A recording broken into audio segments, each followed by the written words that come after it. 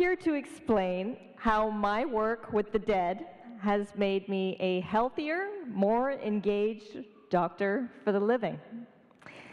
My name is Jennifer Tang, and I work as an emergency physician and a coroner in Hamilton, Ontario, Canada. Yay, Canada! Woo!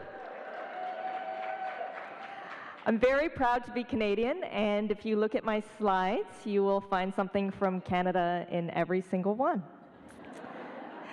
So I'm in my first 5 years of practice, and I love working as an emergency physician. As you all know, you meet such interesting people, you get instant gratification, and you deal with mostly fixable problems. However, early on in my career, I realized that something was missing. My brain and certain parts of my personality were not always being stimulated. And so I decided to diversify.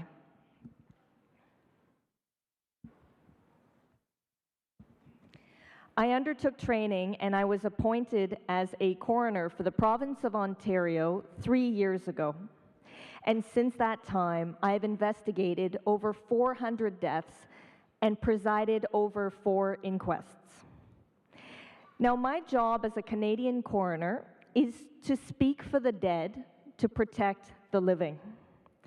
I investigate deaths that are sudden, unexpected, or where there are serious concerns about care.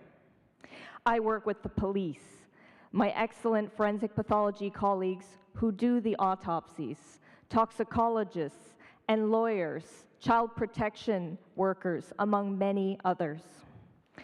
Our job as coroners is to ensure that no death is ignored, concealed, or overlooked.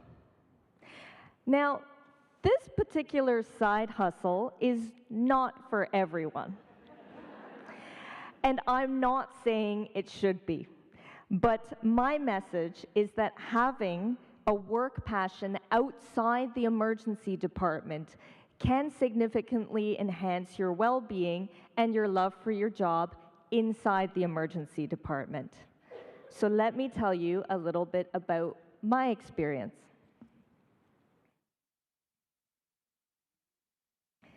Working in the emergency department, we meet people for a very, very brief moment in their lives. As a coroner, I really get to see the persons I care for. I see where they lived. I see where they died. I see what they ate. I meet who they loved and who loved them. I hear from their families about healthcare, how healthcare and society helped them, and sometimes how it failed them. I hear through tears who they really were. He was a champion sports athlete, the captain of his team. She believed in education for all kids. They were pillars of the community. She was a happy child. He was a church leader, and 1,400 people came to his funeral. My job as a coroner takes me everywhere, to First Nation reserves, mansions, rooming houses, homeless shelters, nursing homes, hospitals, the side of a highway. There are some things we see in this job that you will never forget. I will never forget looking down at the crib of an infant who had just died. The crib was filled with fabric bumpers and dirty diapers.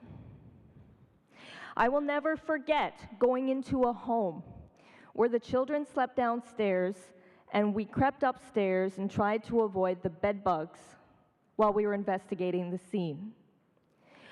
I will never forget another scene where I had to open a drawer and found it filled with over 15 different bottles of stockpiled narcotics, all with different prescription names, some of whom were from my own colleagues in the emergency department. In the emergency, we don't have this context. My scene visits as a coroner have given me insight and hopefully empathy into the enormous challenges that our patients face when they seek care. And I'm hopeful, and I believe that the experience has made me a more empathetic and informed emergency physician.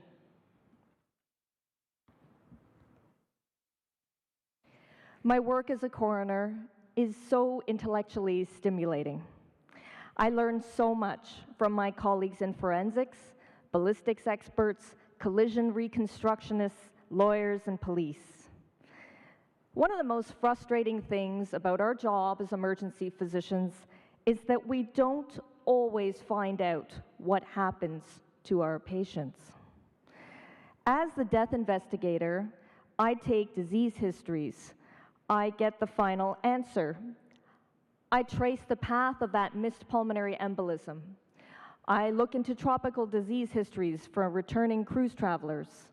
I found out what happened, why we missed that aortic dissection in the emergency department.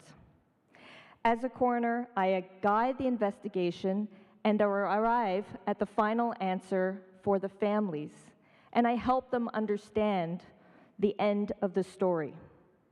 And even though it's never really a happy ending, I'd like to believe that we do justice to the person's dignity by thoroughly investigating their life and their death.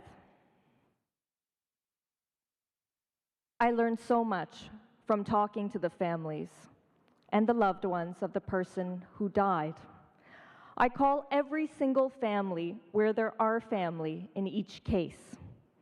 I listen to any concerns that they might have had, and I hear about their treatment by the emergency department, our nurses, our paramedics, the police, social workers.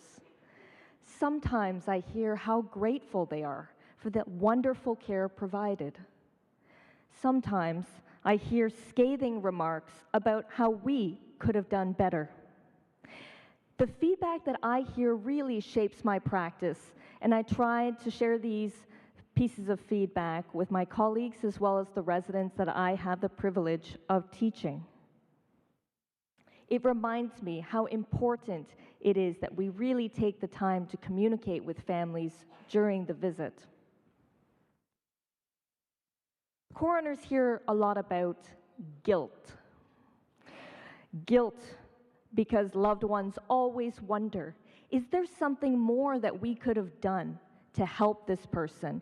Could I have done something more? Could I have called 911 sooner, even when the body is well into rigor mortis? Sometimes our investigations help reassure them and provide them a sense of peace and catharsis. However, some families are haunted for months and years, and I know this because they call me months and years after I investigate their loved one's death.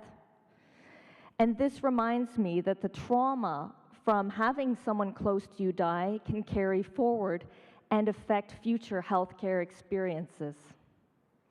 Last year, I was working clinically in the emergency department, and I was treating an elderly person who came in with some joint pain. I investigated their joint pain, I examined them, I didn't find any pathology. But this person was really, really worried. And so I asked them, you seem really, really worried about this particular joint pain. And they said yes. 2 weeks ago, my loved one passed away.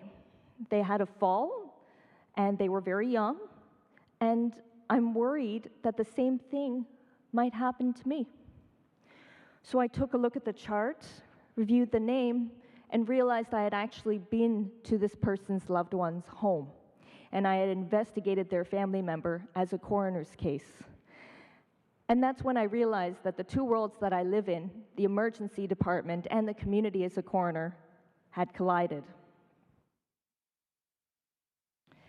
There is nothing more frustrating in the emerge than seeing the same pathology over and over again, another overdose, another trauma by the side of the road, and feeling powerless to do anything to prevent it.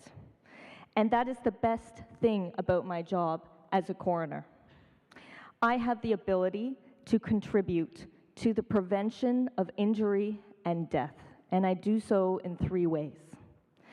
First of all, with the information that we provide the family in our investigations, it gives them the opportunity to make decisions about genetic testing or further medical investigation. And then we have given them the ability to save the next generation. Second of all, coroners are part of the criminal justice system. Although it is not our main aim, much of the information that we have in our investigations gives an opportunity for the police to lay charges and enforce justice. And some of the examples where we have been involved are on the slide. Third of all, coroners can write reports, and we can make recommendations to various governmental agencies, Children's Aid. Finally, we do have inquests, and inquests are public inquiries into the circumstances of a person's death. As a coroner who does inquests, I preside over these inquests, I set the scope of the inquest, and I work with a citizen jury of 5 people. They answer the 5 questions about who the person was, what they died from, the manner of death, and they also have the power to make recommendations for change. And while these recommendations are not mandatory, when implemented, they have prevented death. My job as a coroner has made me a healthier, more engaged emergency physician for the living.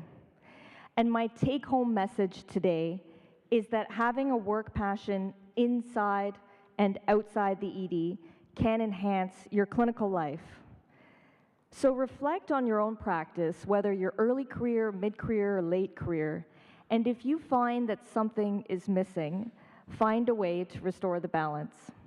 Thank you very much.